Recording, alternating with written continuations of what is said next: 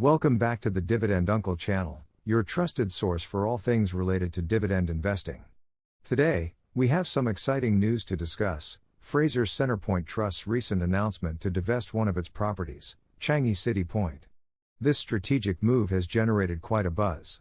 We have often heard that good quality retail malls are hard to come by. Hence, while we are used to retail REITs buying new malls, we have hardly seen any REITs selling their retail malls. For dividend investors like us, it is important for us to understand the rationale and implications of Frasers Centrepoint Trust selling off Changi City Point. Okay. Buckle up, as we dive deep into the rationale, benefits, and potential impact of this divestment.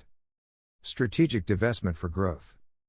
Frasers Centrepoint Trust's recent announcement to divest Changi City Point for 338 million Singapore dollars, approximately 4% above its book value, is a strategic decision with a multifaceted impact.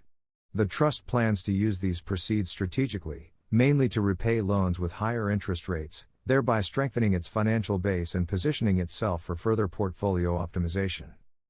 This divestment isn't just about shedding a property, it's about enhancing the overall portfolio. It's expected to increase the trust's committed occupancy, average gross rent per square foot, and tenant sales per square foot, all by around 4%. Additionally, it will lower the trust's leverage ratio and improve the hedge ratio of fixed interest rate loans while reducing the cost of borrowing.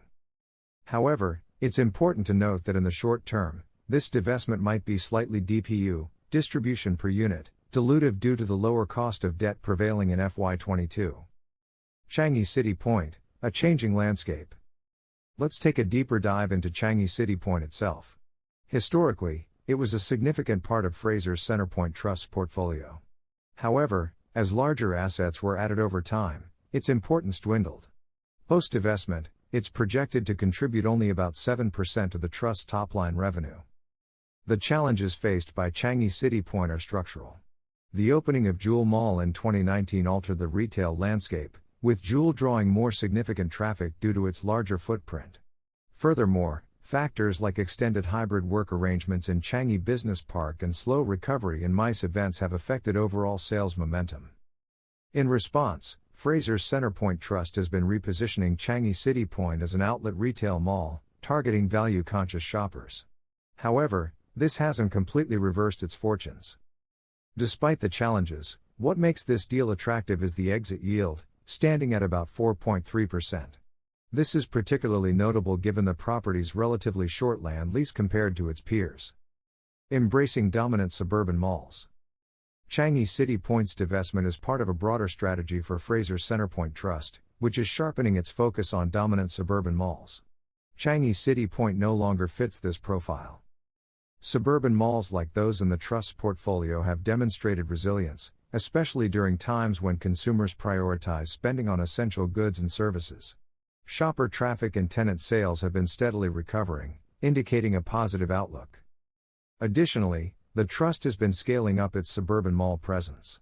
Recent acquisitions, including stakes in Nex and Waterway Point, further solidify their position in this market. Financial benefits and deleveraging. Now, let's delve into the financial aspect of this divestment. The sale of Changi City Point isn't just strategic, it's a financial move aimed at deleveraging. The proceeds from this divestment will be used to repay debts with higher interest rates, improving the trust's financial position significantly. The average cost of debt on the borrowing to be repaid carries an interest rate of around 5.04%. Recall in the past year the trust's leverage has been increasing due to acquisitions of Nex and Waterway Point. This was a concern in current financial climate of increasing interest rates. Post-debt repayment from the sale of Changi City Point, the trust's aggregate leverage is expected to fall from 40.2% to 37.1%, with a better fixed interest rate hedge and lower borrowing costs. The future of Frasers Centrepoint Trust. Summing up, Frasers Centrepoint Trust's decision to divest Changi City Point is not just a strategic move but a timely one, especially in the current economic landscape of increasing interest rates. By reducing their leverage through this divestment, they are bolstering their financial foundation, which is crucial in times of rising borrowing costs. This divestment aligns seamlessly with their strategy of focusing on dominant suburban malls, which have proven to be resilient. The premium sale price and the improved financials post-divestment paint a positive picture. With this divestment, Frasers Centrepoint Trust has ample room for future growth. This may enable them to consider acquisitions in the future, which could further enhance their portfolio and potential dividend payouts. That's all for today's comprehensive summary of Frasers Centrepoint Trust divestment. If you found this information valuable, don't forget to like and subscribe for more insights into dividend investing. And, as always, remember to do your research and make informed investment decisions. Until next time, don't forget to like, subscribe, and stay tuned for more financial wisdom and insights on the Dividend Uncle channel.